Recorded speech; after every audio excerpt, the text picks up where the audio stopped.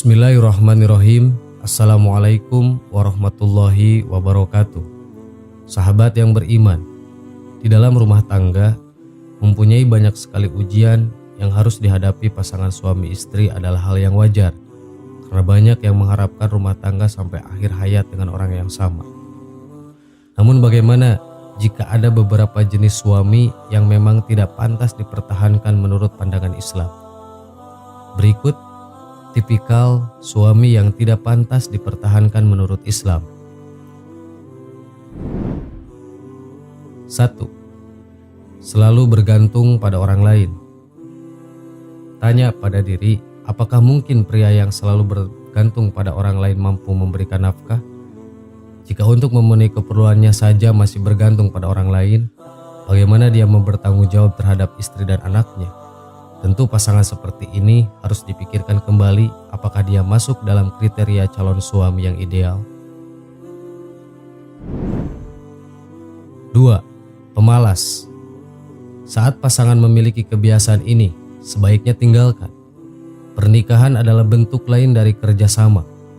Jika memilih menikah dengan pemalas, siap-siap saja untuk mengurus semua keperluan dan kegiatan rumah tangga sendiri.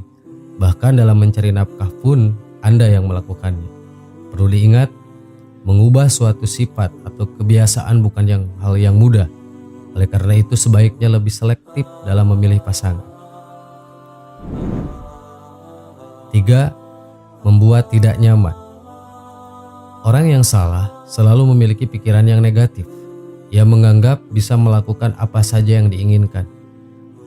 Dia akan bersikap otoriter dan kerap kali menuntut untuk dihargai. Jangankan berharap dapat penghargaan darinya, Anda hanya akan mendapat makian dan perkataan negatif. Wanita yang berhubungan dengan pria tipe ini akan selalu dipermalukan. 4. Kontrol berlebihan. Ini adalah tipe pria yang paling berbahaya dan harus dihindari oleh para wanita. Pria yang terlalu memegang kontrol akan mencegah Anda berinteraksi dengan dunia luar, bahkan keluarga. Hal inilah yang nantinya membuat tertekan. 5. Egois. Pria egois biasanya memiliki sifat acuh. Dia tidak bisa berhubungan dengan siapapun termasuk pasangan dan cenderung hanya memikirkan diri sendiri. Pernikahan itu tidak akan bisa langgeng jika satu orang hanya memikirkan diri sendiri, sementara yang lain harus selalu berkorban dan bersedia mengikuti kemauannya. 6. Kasar. Pria yang cenderung kasar biasanya arogan. Dia menganggap dirinya lebih dari orang lain. Bukan hal yang mustahil jika itu kelak akan terjadi kepada Anda. Misalnya, jika dia senang berlaku kasar pada orang lain, hal itu tidak menutup kemungkinan ia juga akan seperti itu suatu saat kepada Anda. Perhatikan bagaimana sikapnya terhadap orang lain ketika marah. Anda dapat menilai seperti apa dia yang sebenarnya. 7. Tidak pernah puas. Dia mungkin mencintai Anda, namun nyatanya ia tidak akan bisa fokus pada satu hal atau dengan apa yang dimiliki, baik itu dalam membina hubungan atau pekerjaan. Dalam membina hubungan, mungkin saja selalu ada hal lain yang lebih baik di masa depan, seperti memilih yang lebih cantik. Sedangkan dalam pekerjaan, dia akan terus berinovasi hingga lupa waktu untuk keluarga. 8. Tidak bertanggung jawab. Tipe pria seperti ini mungkin yang paling parah. Orang yang tidak bertanggung jawab sama artinya dia hanya mampu menjalani hidup untuk dirinya sendiri. Dia tidak akan bisa membedakan antara hak dan kewajiban. Dia hanya tahu bagaimana membuat dirinya nyaman dan bahagia. 9. Pelit. Menikah bukan perkara mudah karena akan ada banyak permasalahan yang muncul untuk menguji apakah pasangan suami istri bisa bertahan atau tidak. Dari sekian banyak masalah yang berkaitan dengan uang kerap menjadi pemicu pertengkaran. Ketika masa pendekatan atau pacaran, tentu Anda bisa melihat dan menilai pasangan apakah dia pelit atau tidak. Jangan sampai baru mengetahui setelah menikah. 10. Akidahnya rusak. Akidah yang rusak bisa menyebabkan seseorang keluar dari Islam, karena kerusakan akidah merupakan gerbang kekufuran. Sementara Allah melarang wanita muslimah menikah dengan lelaki musyrik atau kafir. Janganlah kamu menikahkan orang-orang musyrik dengan wanita-wanita mukmin sebelum mereka beriman. Sesungguhnya budak yang mukmin lebih baik dari orang musyrik walaupun dia menarik hatimu. Quran Surat Al-Baqarah ayat 221. Karena itu, perlu diwaspadai model laki-laki yang demen dengan klinik, tenaga dalam, amalan-amalan pesugihan, memikat orang, suka berteman dengan paranormal, bercita-cita mendapat karomah layaknya wali, atau merawat jimat. Umumnya mereka sangat sulit disembuhkan. Sekali percaya dengan dukun gurunya, biasanya terikat untuk terus jadi budak si dukun. Beberapa istri sempat mengadukan keadaan suaminya ke konsultasi karena sejak berteman dengan paranormal biasanya menjadi aneh dan sudah menjadi istri sebagai objek percobaan. Termasuk juga mereka yang memiliki pemahaman menyimpang seperti pengikut Syiah, penganut Widatul Wujud, atau penganut tarakat sesat lainnya. Tidak ada yang bisa dipertahankan dari akidah mereka. 11. Tidak pernah sholat. Sholat merupakan ibadah paling penting dalam Islam. Rasulullah menjadikan sholat sebagai batas antara mukmin dan kafir. Rasulullah bersabda, sungguhnya pembatas antara seorang dengan kesyirikan atau kekufuran dalam meninggalkan sholat. 12. Tidak menjaga pergaulan dengan lawan jenis. Allah Ta'ala melarang orang baik-baik untuk menikah dengan laki-laki pezina atau wanita pezina hingga mereka bertobat dari zinahnya. Laki-laki pezina tidak boleh menikah melainkan dengan perempuan pezina atau perempuan yang musyrik, dan perempuan pezina tidak boleh dikawini melainkan orang-orang pezina, laki-laki pezina atau laki-laki musyrik, dan yang demikian itu diharamkan atas orang-orang yang mukmin. Quran Surat An-Nur ayat 3. 13. Berpenghasilan haram. Hidup serba berkecukupan adalah dambaan setiap wanita. Dengan segala fasilitas yang lengkap, memudahkan dirinya untuk melakukan berbagai aktivitasnya. Namun itu semua hanya standar dunia. Standar yang hanya kembali pada kebahagiaan lahiriah, yang tentu saja itu bukan segala-galanya. Konsekuensinya menikah dengan laki-laki berpenghasilan haram berarti siap untuk makan harta haram hasil kerja suami, rela untuk berbahagia dengan yang haram. Dari Ka'ab bin Ujrah radhiyallahu, Nabi SAW bersabda, tidak ada daging yang tumbuh dari asud kecuali neraka lebih layak baginya. Ibnu Rusad mengatakan, ulama mazhab Malikiyah tidak berselisih pendapat bahwa seorang gadis yang dinikahi ayahnya dengan lelaki peminum khamar atau lelaki fasik secara umum, dia berhak untuk menolak lamaran nikah.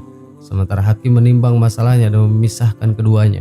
Demikian pula jika dia dinikahkan dengan orang yang hartanya haram atau lelaki yang suka mengancam talak. Bidayatul Mujtahid halaman 404. Berpikir 1000 kali untuk memiliki calon suami pegawai bank, berpenghasilan riba di luar bank, atau bekerja membantu proyek yang haram, pegawai perusahaan barang haram, dan selain sebagainya. Halal haram penghasilan orang tua menentukan keberlangsungan hidup anaknya. Tidak boleh melakukan perbuatan yang membuat mudarat bagi orang lain, baik permulaan ataupun balasan. Hadis riwayat Ibnu Majah. Hadis ini disahihkan oleh Al-Albani. Semoga bermanfaat. Wallahu a'lam. Assalamualaikum warahmatullahi wabarakatuh.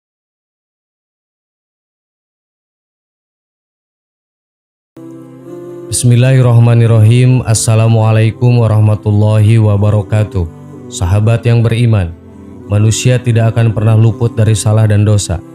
Begitu pula dalam melakukan hal-hal yang memang berkaitan dengan keimanan, yang tadinya ingin meningkatkan kualitas iman, tapi karena mudahnya manusia itu untuk terperangkap ke jalan yang salah, maka malah kita mendapatkan kerusakan pada iman.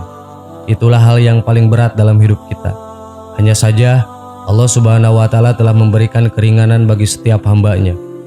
Bila kita khilaf melakukan perkara yang dilarang oleh Allah, Allah Subhanahu wa Ta'ala telah mempersiapkan penebusannya. Berikut ada 3 penebus jikalau sampai terjadi khilaf. Pertama, menyempurnakan wudhu ketika hawa sangat dingin.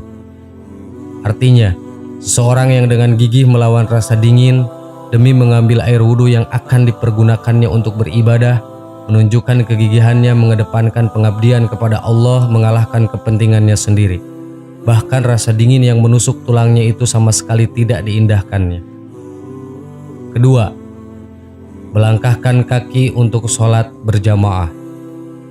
Artinya, menyengaja dengan niat penuh melaksanakan sholat jamaah. Sesungguhnya sholat jamaah itu keutamaannya 27 kali dibanding dengan sholat sendiri. Begitu pentingnya posisi sholat berjamaah hingga Allah menjanjikan fadilah yang sangat tinggi. Karena sholat berjamaah yang pada dasarnya merupakan urusannya dengan Allah ternyata mengandung hikmah yang sangat luas. Di antaranya dengan sholat berjamaah seseorang akan berjumpa dengan sesama muslim lain yang memungkinkan terjalinnya silaturahmi antar mereka. Selain itu, sholat berjamaah juga dapat menjadi tanda syiar dan kokoh agama Islam, sehingga pemeluk agama lain akan merasa kagum dengan solidaritas dan ketaatan umat muslim yang selalu berkumpul 5 kali dalam sehari. Ketiga, sengaja menunggu waktu sholat ketika telah usai melaksanakan sholat. Dan yang terakhir adalah menunggu waktu sholat tiba setelah melakukan sholat. Maksudnya adalah ketika seseorang usai dengan sholat maghrib, lalu tidak menggeser diri dari masjid atau musola dengan tujuan menunggu sholat isya, maka itu adalah bukti pengorbanan seseorang untuk mengutamakan urusan ibadah di atas urusan lainnya. Artinya dengan menunggu waktu sholat selanjutnya, seseorang berarti menghentikan kegiatan lainnya dan segala urusannya hanya untuk menghadapkan kepada Allah Subhanahu wa Ta'ala. Sahabat yang beriman, sebesar-besarnya dosa manusia apabila dia mau bersungguh-sungguh untuk bertaubat nasuha kepada Allah, maka Allah Ta'ala pasti akan mengampuni dosa-dosa yang telah diperbuatnya. Dan semoga Allah Ta'ala tidak henti-hentinya mencurahkan rahmat serta salamnya kepada kita semua. Amin. Wallahu a'lam. Wassalamualaikum warahmatullahi wabarakatuh.